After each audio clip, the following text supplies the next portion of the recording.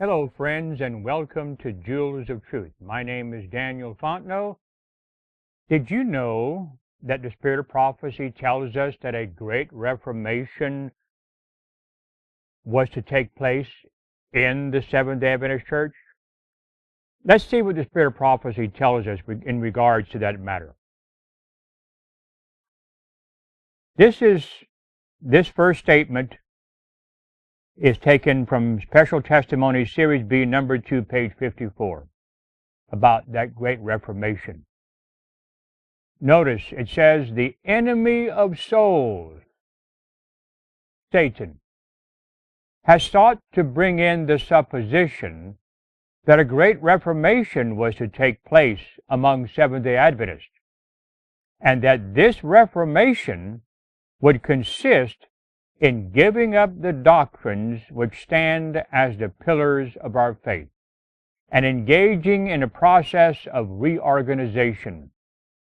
Were this Reformation to take place, what would result? The principles of truth that God in His wisdom has given to the remnant church would be discarded. Our religion would be changed.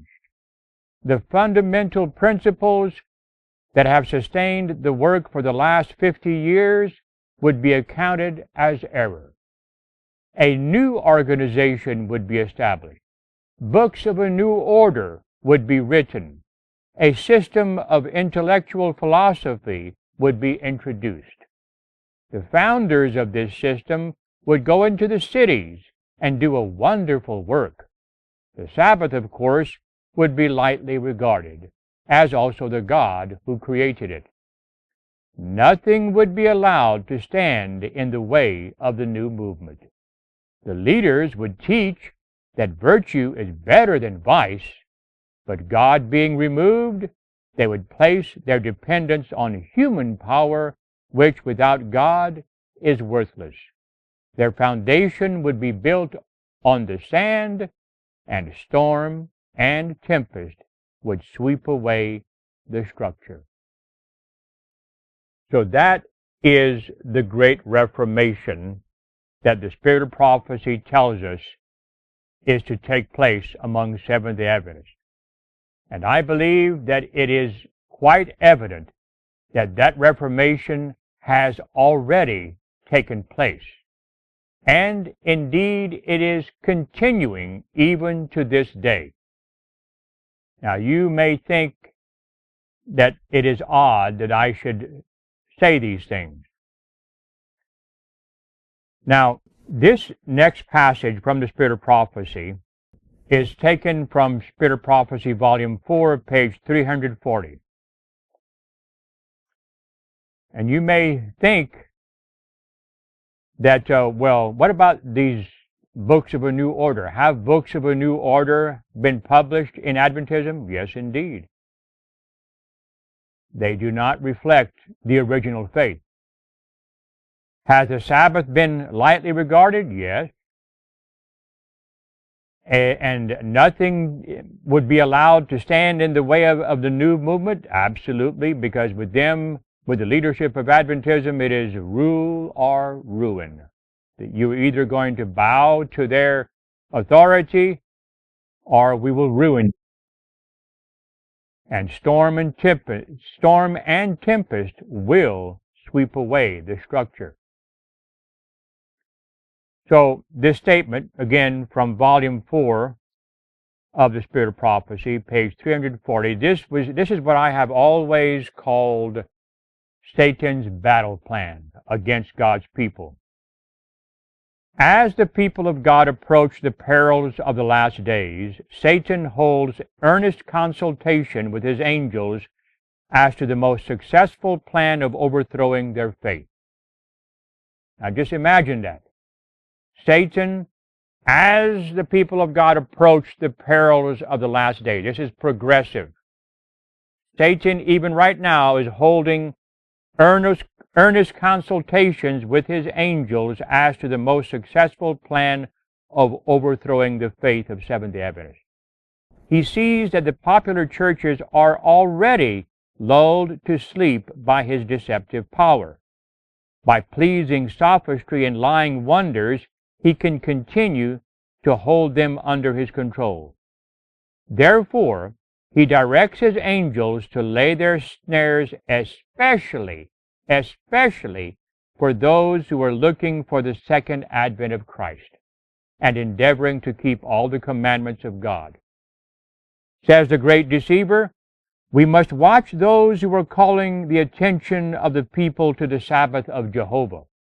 They will lead many to see the claims of the law of God, and the same light which reveals the true Sabbath reveals also the ministration of Christ in the heavenly sanctuary, and shows that the last work for man's salvation is now going forward.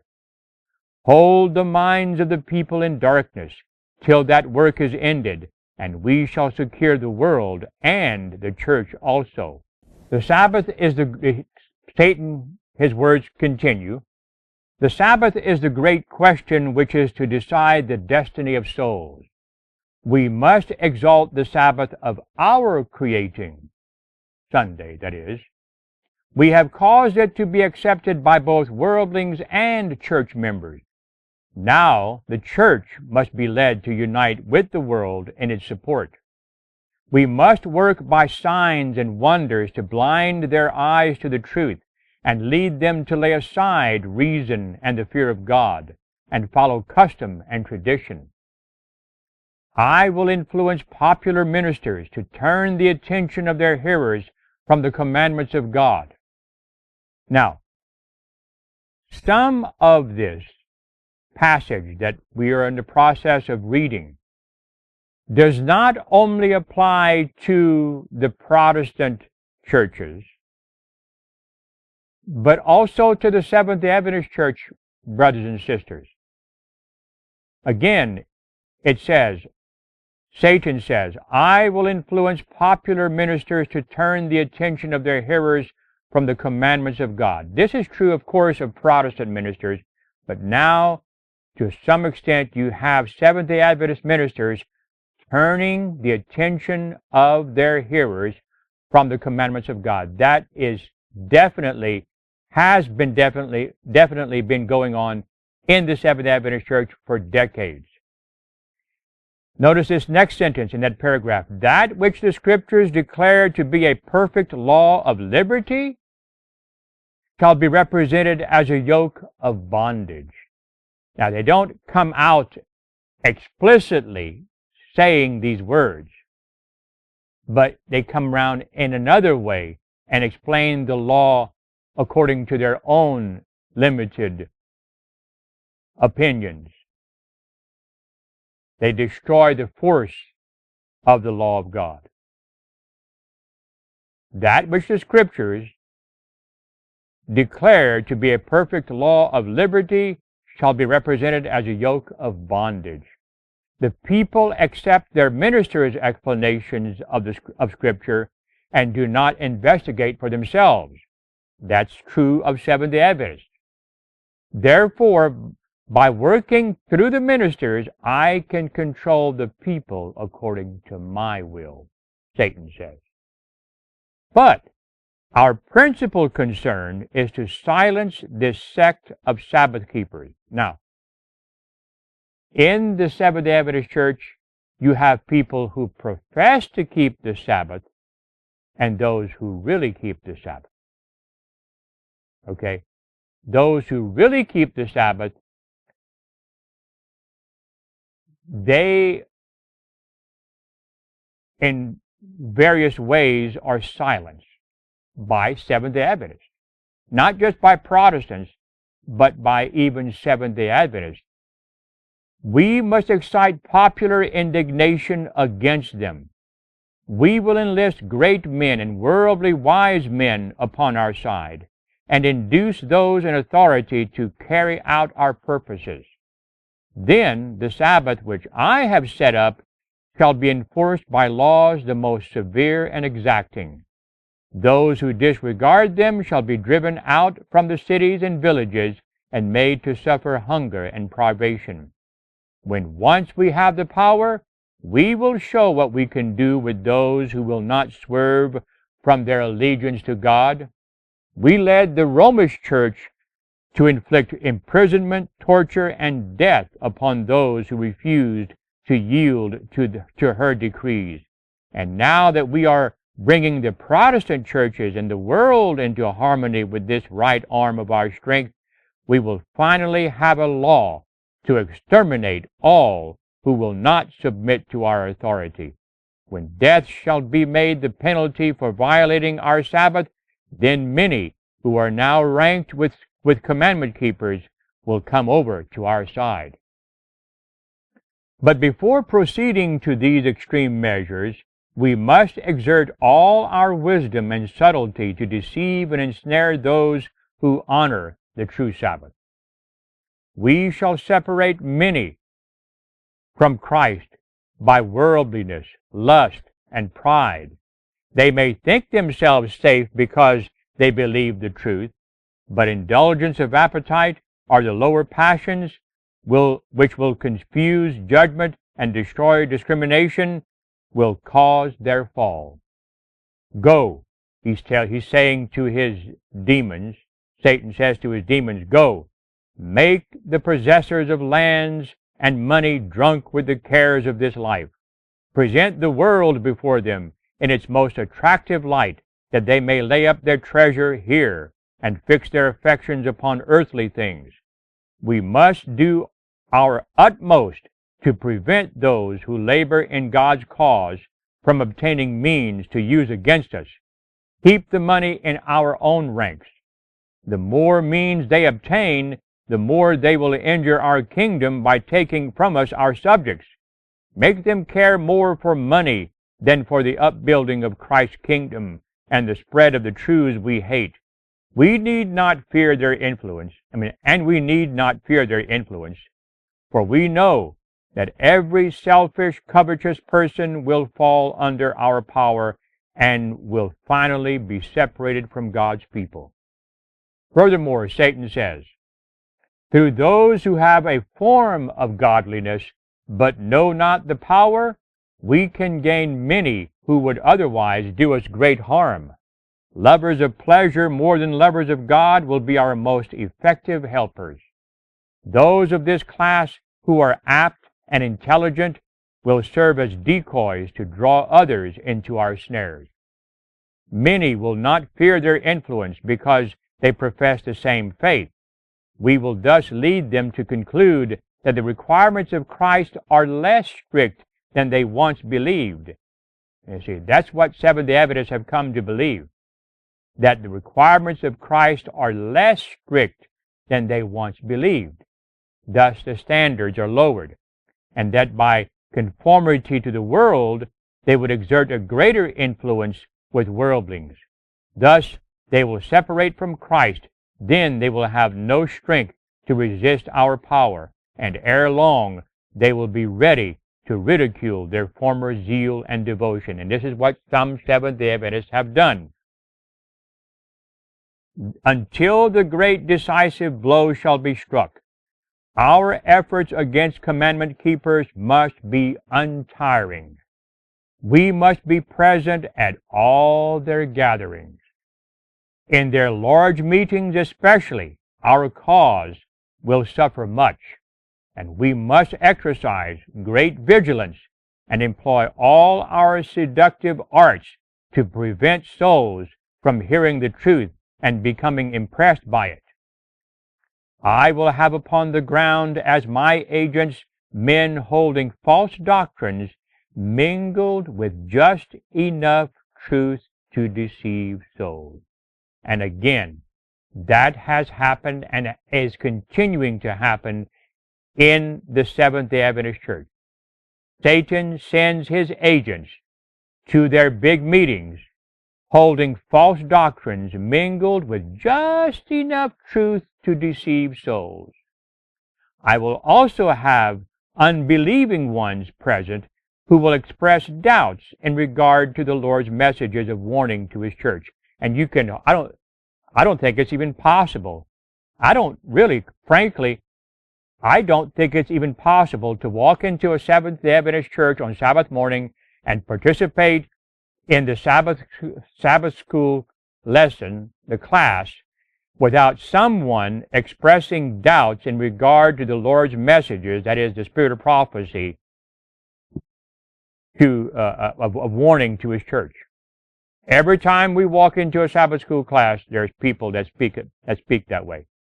Should the people read and believe these admonitions? Yes, these admonitions of the spirit of prophecy. We could have little hope of overcoming them.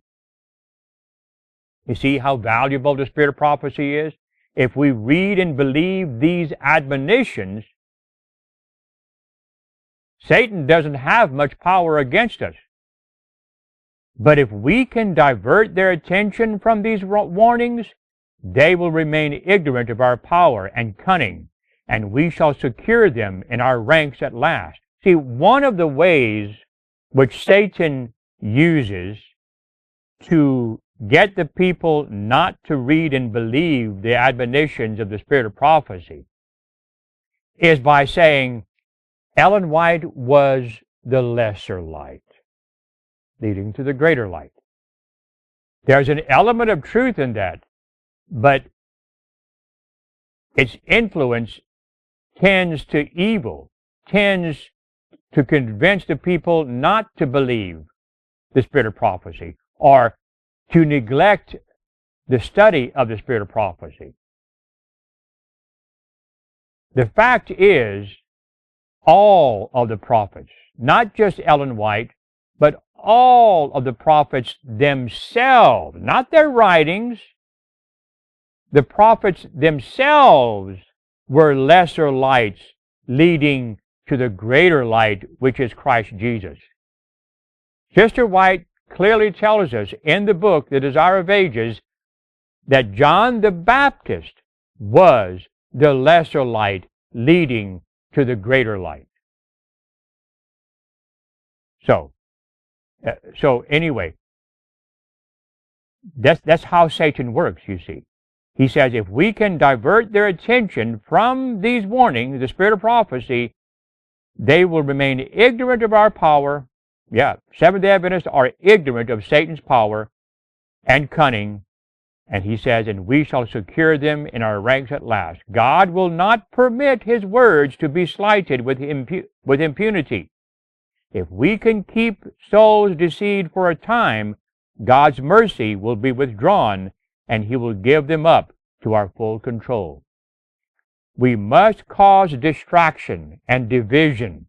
We must destroy their anxiety for their own souls and lead them to criticize, to judge, and to accuse and condemn one another, and to cherish selfishness and enmity. For these sins God banished us from His presence, and all who follow our example will meet a similar fate. And again, that's from Spirit of Prophecy, Volume 4, page 340, and it's more than just 340. It's like it starts at 337. I didn't put the full reference there. It's 337 to 340, I believe it is. So, the next statement is found in Volume 5 of the Testimonies, page 217. I am filled with sadness when I think of our condition as a people. The Lord has not closed heaven to us, but our own course of continual backsliding has separated us from God. Pride, covetousness, and love of the world have lived in the heart without fear of banishment or condemnation. Grievous and presumptuous sins have dwelt among us, and yet, the general opinion is that the church is flourishing and that peace and prosperity are in all her borders. Yes, that's the general opinion. Grievous and presumptuous sins have dwelt among us, and yet the general attitude of the people is that the church is flourishing and that peace and spiritual prosperity are in all her borders. The church has turned back from following Christ, her leader, and is steadily retreating toward Egypt. Now, I gave the reference here, but then I forgot to give the year. But if I'm not mistaken, the year that this was written was back in the 1860s or 1880s, somewhere way back in the past. Way back in the 1800s, the Seventh-day Adventist Church had turned back from following Christ, her leader, and was steadily retreating toward Egypt. And Egypt represents the world. Yet few are alarmed or astonished at their want of spiritual power. Doubt and even disbelief of the testimonies of the Spirit of God is leavening our churches everywhere. Now, think about that statement, brothers and sisters. Let it sink deep down into your soul. It says, doubt and even disbelief of the testimonies of the Spirit of God. And testimonies of the Spirit of God are the same, they're just a synonym for the Spirit of prophecy.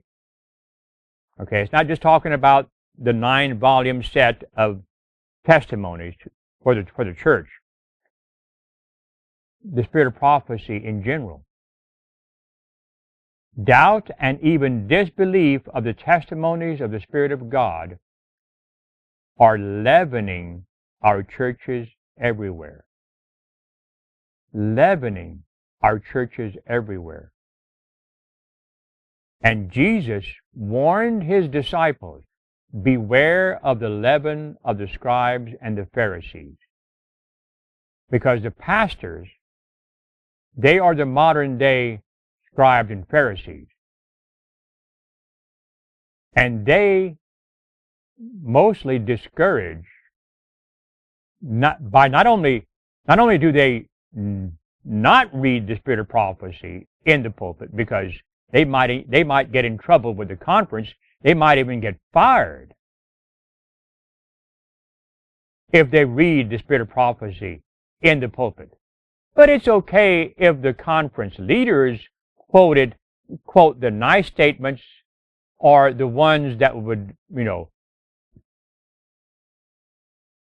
that they can use to their advantage to control the people.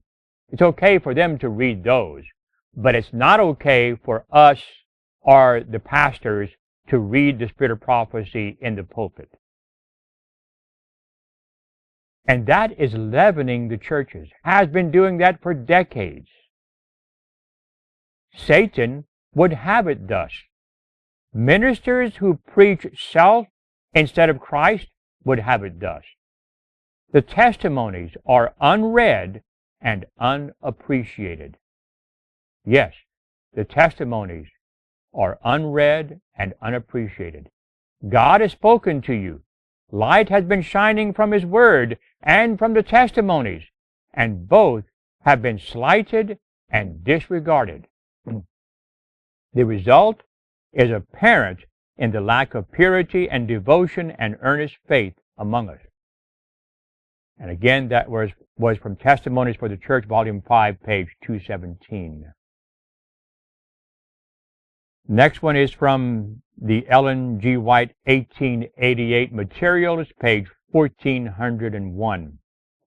Men in sacred office, yes, even the General Conference President, ought not to be sanctioned and upheld while they are going down to the world's level and dragging the banner of truth after them.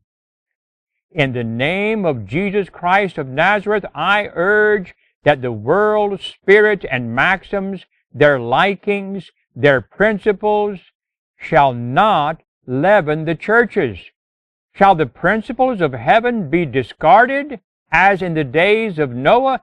And the reason why I have that word discarded there, underlined and bolded is because in that original statement that we read in this study, it says that the principles of truth that God in His wisdom has given the remnant church would be discarded.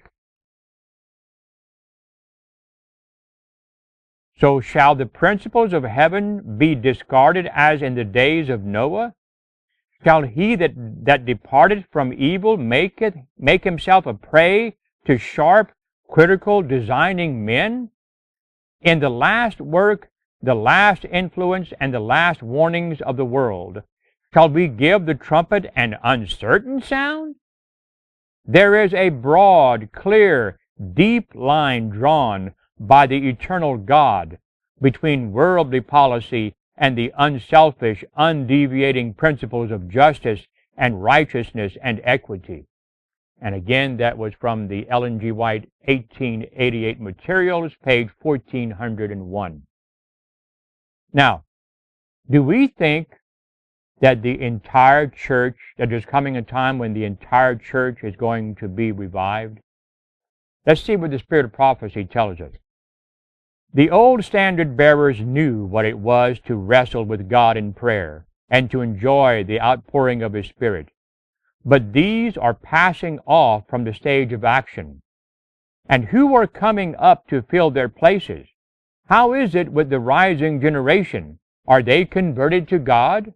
Are we awake to the work that is going on in the heavenly sanctuary? Or are we waiting for some compelling power to come upon the church before we shall arouse? Are we hoping to see the whole church revived? What is the answer? That time will never come. And that's from Selected Messages, Book 1, page 122. Okay, so the next statement is from Early Writings, page 261. And it's probably more than 261. But anyway. Many look with horror at the course of the Jews in rejecting and crucifying Christ. And as they read the history of His shameful abuse, they think they love Him and would not have denied Him as did Peter or crucified Him as did the Jews.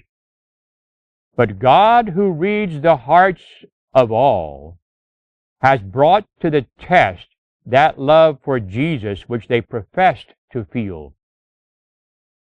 All heaven watched with the deepest interest the reception of the first angel's message. But many who professed to love Jesus and who shed tears as they read the story of the cross derided the good news of His coming. She's speaking here back in the 1840s during the Millerite movement, but the same is true today.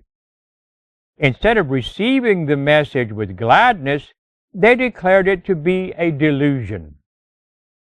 They hated those who loved His appearing and shut them out of the churches. And to some extent, that's true about the Seventh-day Adventist Church. And whenever I say they hated those, whenever it says they hated those who loved His appearing, okay, to consider that point, Christ appearing, is more than what you're seeing here in black and white. This is talking about the events connected with the close of probation, the events connected with that are not, they're leading up, the final events leading up to Christ appearing. If we speak about those, we're liable to be shut out of the churches. Those who rejected the first message could not be benefited by the second, neither were they benefited by the midnight cry, which was to prepare them to enter with Jesus by faith into the most holy place of the heavenly sanctuary. And by rejecting the two former messages, they have so darkened their understanding that they can see no light in the third angel's message, which shows the way into the most holy place. I saw that as the Jews crucified Jesus, so the nominal churches, even the Seventh-day Adventist Church, I would say, had crucified these messages. And therefore, they have no knowledge of the way into the most holy, and they cannot be benefited by the intercession of Jesus there. Now, there's much talk in the Adventist Church among the leadership, the conference churches, the general conference officers talk about, the three angels' messages. There's even a a television network called the Three Angels Broadcasting Network or something like that. Okay, 3ABN. Okay, and most of those people, I truly believe, the majority of them have no idea what the three angels' messages are, or they may be able to quote them from the Bible, maybe memorize them, but they don't understand what they all involve. They really don't. And even Sister White says that not all the ministers who are preaching the three angels' messages understand what they mean, or that's a paraphrase, but that's what she says. Like the Jews who offered their useless sacrifices, they offer up their useless prayers to the apartment which Jesus has left. Do you have a holy place experience, brothers and sisters, or do you have a most holy place experience? Have you entered with Jesus into the most holy place of the sanctuary in heaven and cooperated with Him as He cleanses the sanctuary by cleansing yourselves from all filthiness of the flesh and spirit, perfecting holiness in the fear of the Lord? If you're not trying by God's grace to cleanse yourselves from all filthiness of the flesh and spirit, you really don't have a most holy place experience, because that's where Jesus is cleansing the sanctuary of the sins of His people. And Satan, pleased with the deception, assumes a religious character and leads the minds of these professed Christians to himself, working with his power, his signs, and lying wonders to fasten them in his snare. Some he deceives in one way, and some in another. He has different delusions prepared to affect different minds. Some look with horror upon one deception, while they readily receive another. Satan deceives some with spiritualism. He also comes as an angel of light and spreads his influence over the land by means of what? False reformations. The same type of reformation that the enemy of souls has sought to bring in to the Seventh-day Adventist Church. False reformations. The churches are elated and consider that God is working marvelously for them when it is the work of another spirit. The excitement will die away and leave the world and the church in a worse condition than before. I saw that God has honest children among the nominal Adventists and the fallen churches, and before the plague shall be poured out, ministers and people will be called out from these churches and will gladly receive the truth. Satan knows this, and before the loud cry of the third angel is given, he raises an excitement in these religious bodies, that those who have rejected the truth may think that God is with them. He hopes to deceive the honest and lead them to think that God is still working for the churches. But the light will shine, and all who are honest will leave the fallen churches and take their stand with the remnant. And again, that was from Early Writings 261. Now, commenting on all of this, okay, it says that before the plague shall be poured out, before the 7 last plagues are poured out, ministers and people will be called out from these churches and will gladly receive the truth. Now, we tend to think that this is only when it says the churches, we tend to think it's only talking about the Catholic Church and the Protestant churches. But I believe we need to broaden our understanding of this. I'll just give you the reference, but go and read the chapter in the book Early Writings, False Shepherds.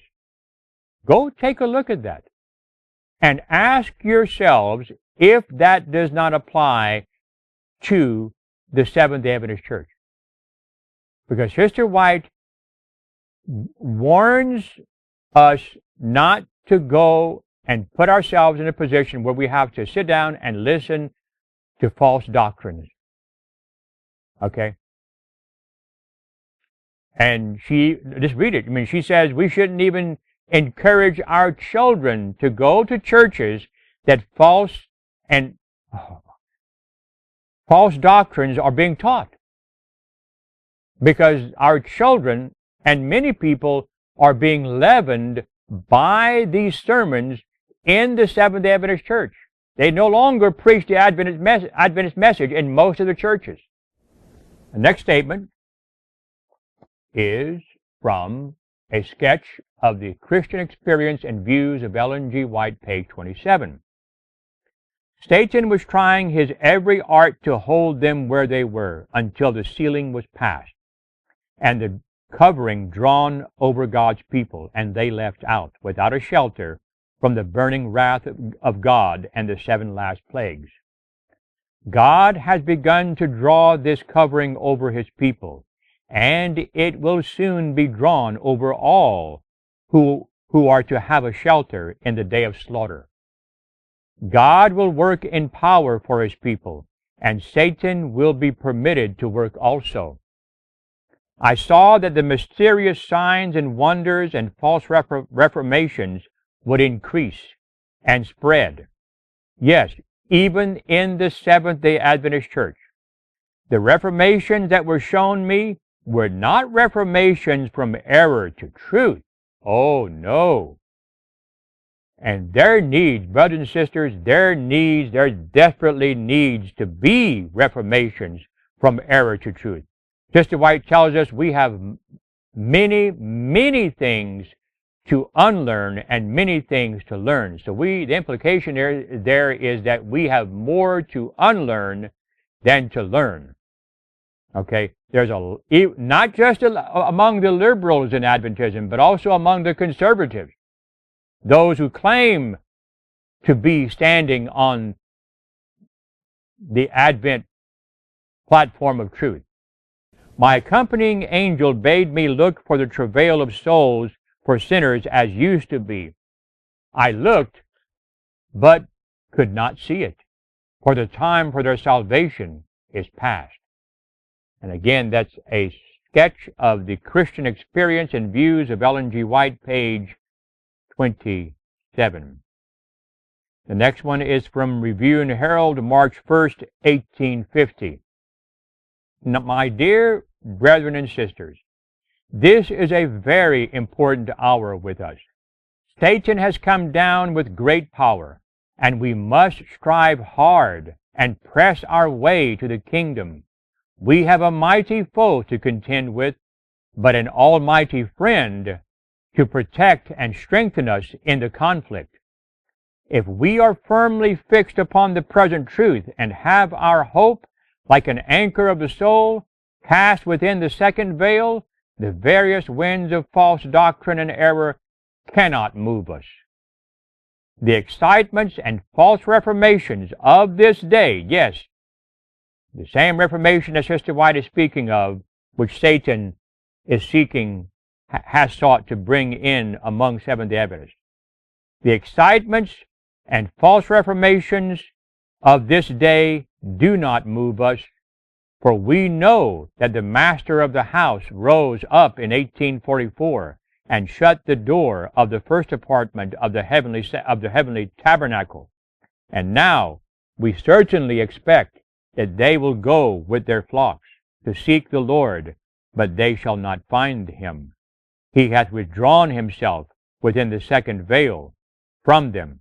The Lord has shown me that the power which is with them is a mere human influence and not the power of God.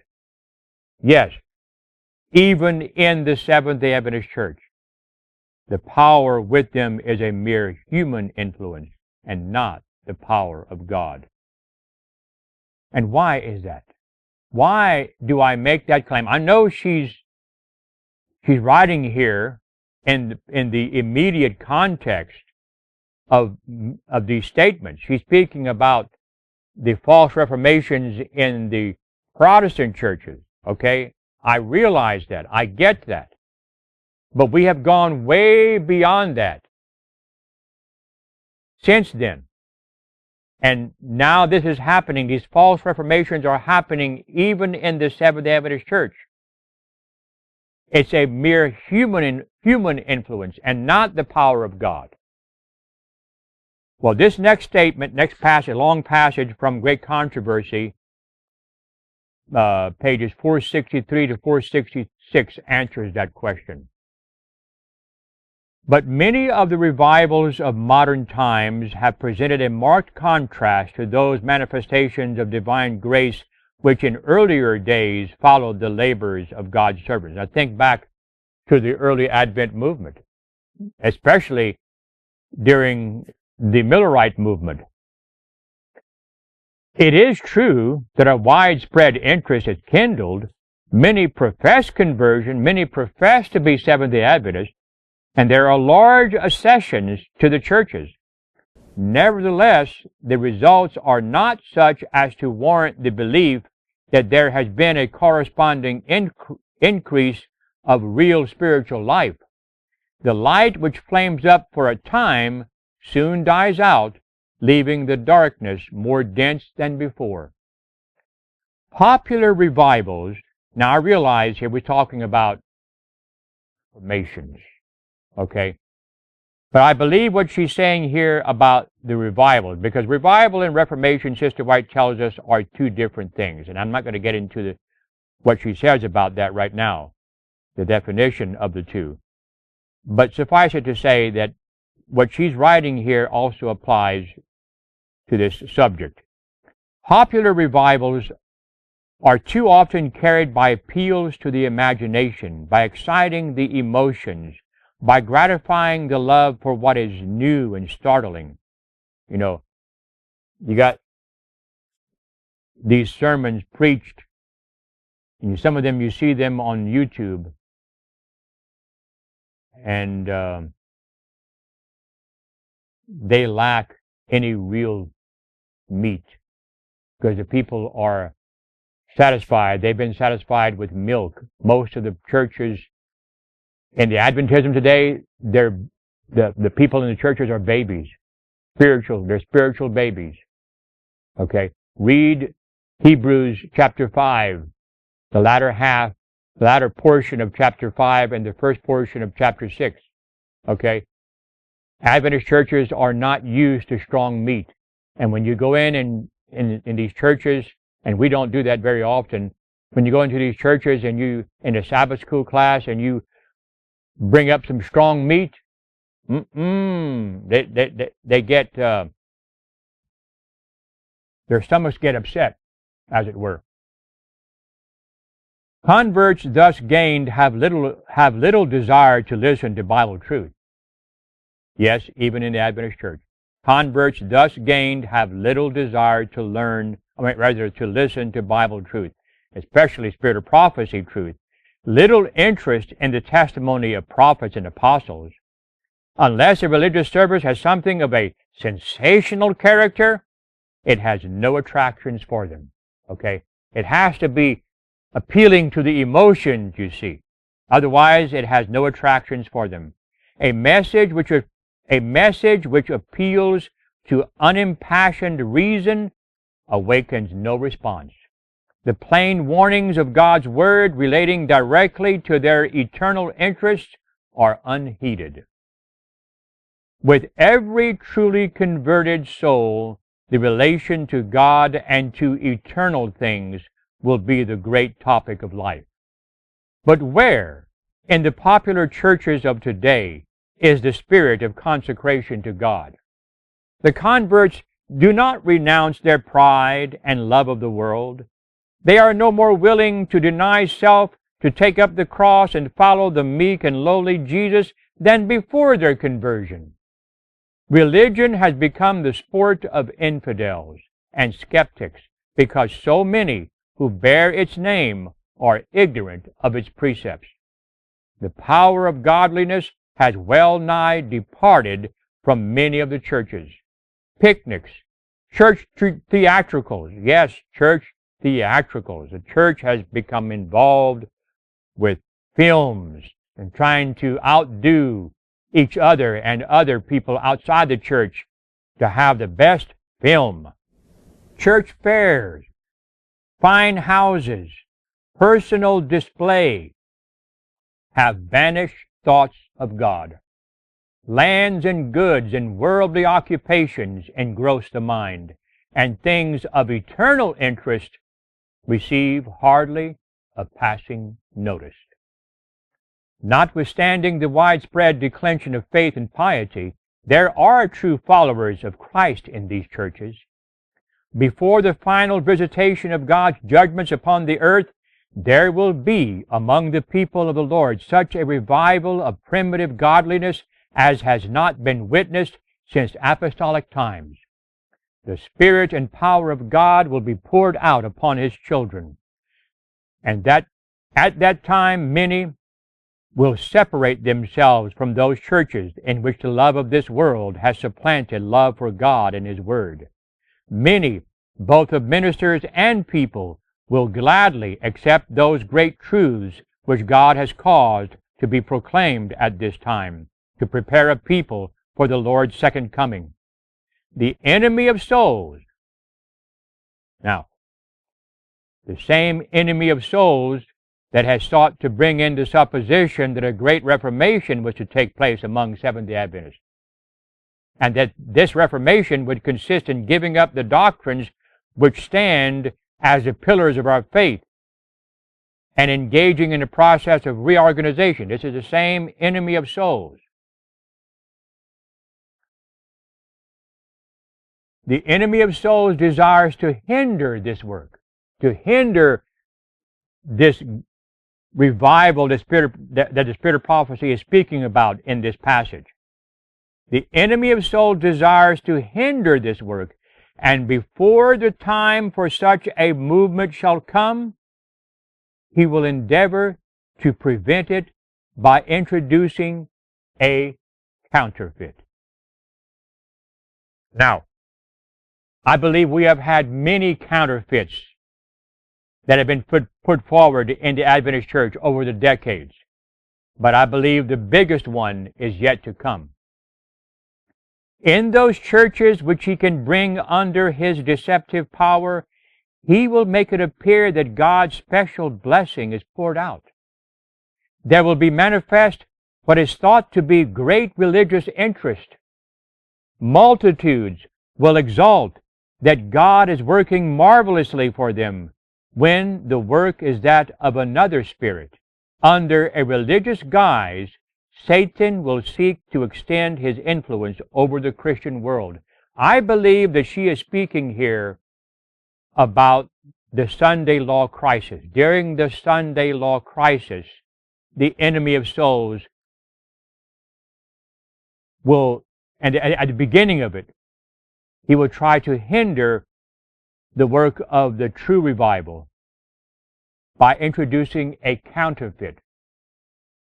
A revival that will, as the first statement that we read says, were this Reformation to take place, what would result? The principles of truth that God in His wisdom has given to the remnant church would be discarded. Our religion would be changed.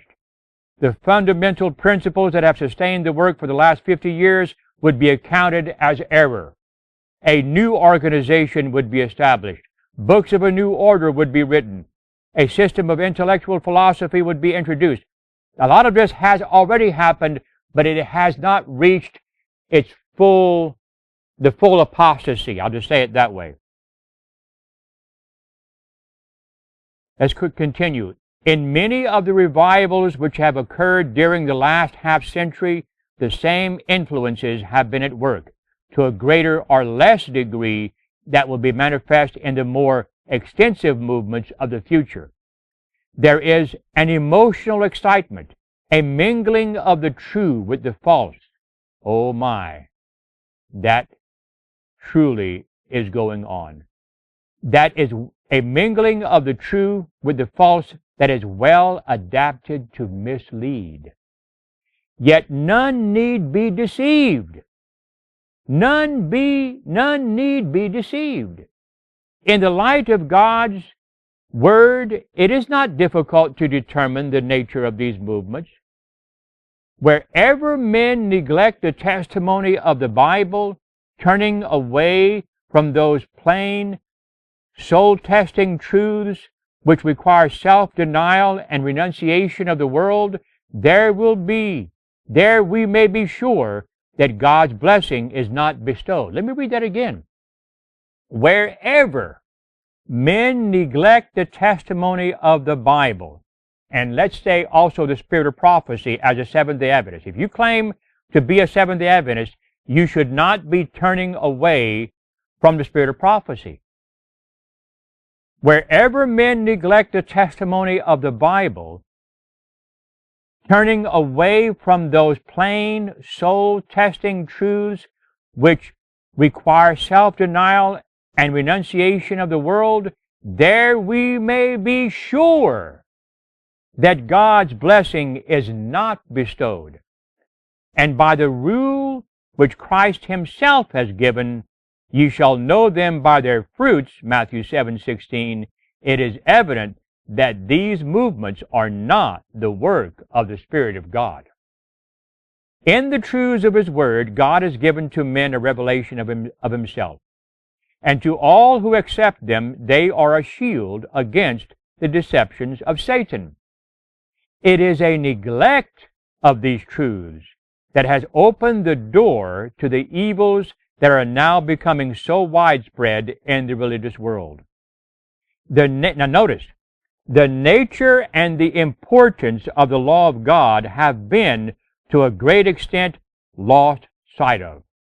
Dear friends, if you can't see that the truthfulness of this statement, that this is true of the Seventh-day Adventist Church, that the nature and the importance of the law of God has been, to a great extent, lost sight of, then you need to get down on your knees and pray that God will anoint your eyes with that heavenly eye salve that he offers the Laodicean church in Revelation chapter 3. A wrong conception of the character, the perpetuity, and the obligation of the divine law has led to errors in relation to conversion and sanctification. And I'm not finished with the statement, but I want to emphasize that one also. A wrong conception of the character, the perpetuity, and the obligation of the divine law has led to errors in relation to conversion and sanctification. That's a deep, deep subject. And has resulted in lowering the standard of piety in the church. Here, now notice, here is to be found the secret of the lack of the Spirit and power of God in the revivals of our time. That's why we have a lack of the Spirit and power of God. There are in the various denominations men eminent for their piety, by whom this fact is acknowledged and deplored. And she's probably here quoting from Protestant authors. And even they, in their day, admitted this. Professor Edwards A. Park, in setting forth the current religious perils, ably says, quote, one source of danger is the neglect of the pulpit to enforce the divine law. Now, when he says enforce, it's not saying that ministers should force people to keep the Ten Commandments. Okay? No, it's to enforce it by your sermons, by your preaching, by your words, okay? Enforce it. In former days, the pulpit was an echo of the voice of conscience. Our most illustrious preachers gave a wonderful majesty to their discourses by following the example of the Master and giving prominence to the law, its precepts, and its threatenings. They repeated the two great maxims, that the law is a transcript of the divine perfections, and that a man who does not love the law does not love the gospel. Let that sink in. because you won't hear that in most Seventh-day Adventist churches. I don't believe you'll hear it in any Adventist church. A man who does not love the law does not love the gospel. For the law, as well as the gospel, is a mirror reflecting the true character of God. This peril leads to another, that of underrating the evil of sin, the extent of it, the demerit of it. Yes, they underrate the evil of sin, so much so that the unthinkable has happened. Something that would have been unthinkable, say, 30, 40, 50, 60 years ago and more, that it's okay to be homosexual. That would not be happening, brothers and sisters. That would not be happening if the law had been given prominence in the teachings of the Adventist ministers. In proportion to the rightfulness of the commandment is the wrongfulness of disobeying it. In proportion to the rightfulness of the commandment is the wrongfulness of disobeying it. Affiliated to the dangers already named is the danger of underestimating the justice of God. The tendency of the modern pulpit is to strain out the divine justice from the divine benevolence, to sink benevolence into a sentiment rather than exalt it into a principle. This is what they do. They underestimate the justice of God, and they strain out the divine justice from the divine benevolence. They sink benevolence into a sentiment rather than exalt it into a principle. The new theological prism puts asunder what God has joined together. Yeah, the law and the gospel, God has joined them. Is the divine law a good or an evil? It is a good. Then justice is good, for it is a disposition to execute the law. From the habit of underrating the divine law and justice, the extent and demerit of human disobedience, men easily slide into the habit of underestimating the grace which has provided an atonement for sin. Now think about that one.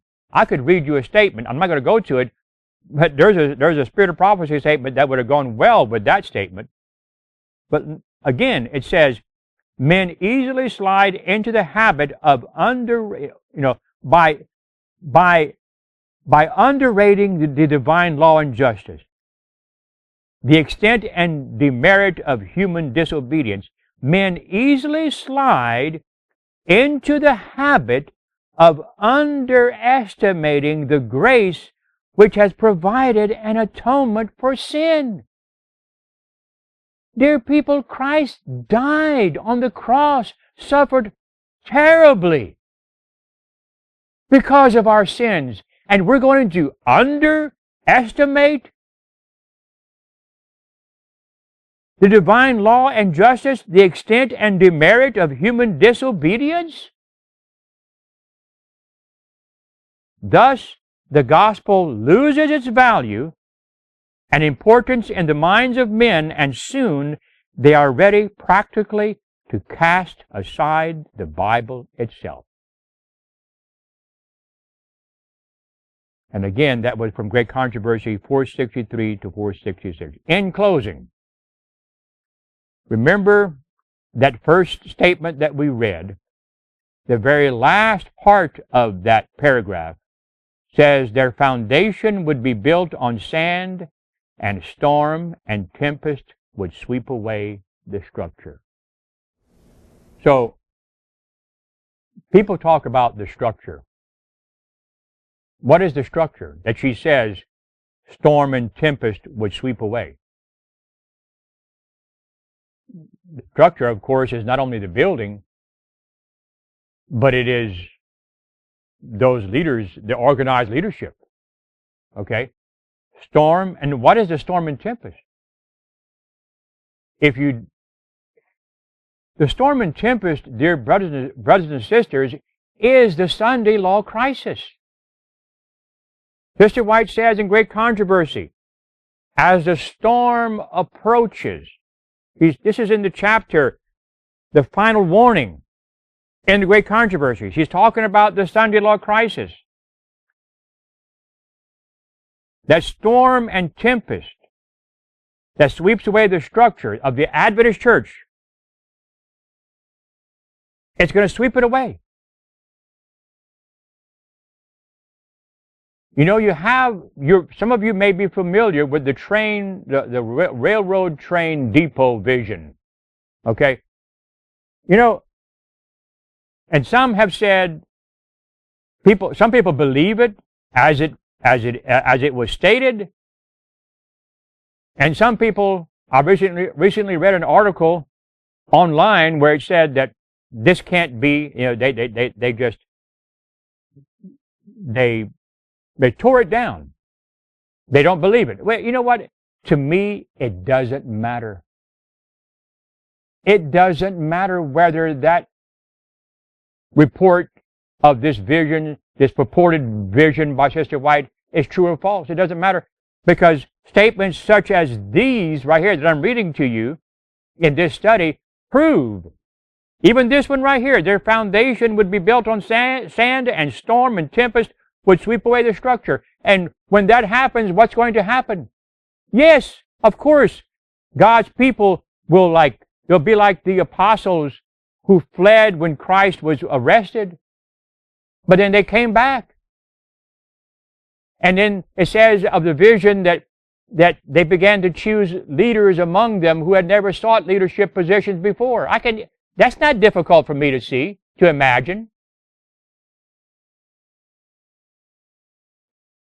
So in finishing, I'm reading here from Matthew 7:24-27. Therefore, whosoever heareth these sayings of mine, and doeth them, I will liken him unto a wise man, which built his house upon a rock. And the rain descended, and the floods came, and the winds blew, and beat upon that house, and it fell not, for it was founded upon a rock. And every one that heareth these sayings of mine, and doeth them not, shall be likened unto a foolish man, a foolish virgin, which built his house upon the sand. And the rain descended, and the floods came, and the winds blew, and beat upon that house, and it fell. And great was the fall of it. It fell. It was swept away. So that will be the end of this. That's going to be the result of this great Reformation that the enemy of souls has sought to bring in among Seventh-day Adventists. Where do you stand? Where do I stand in all of this? Are we prepared for the crisis just ahead? Are we prepared?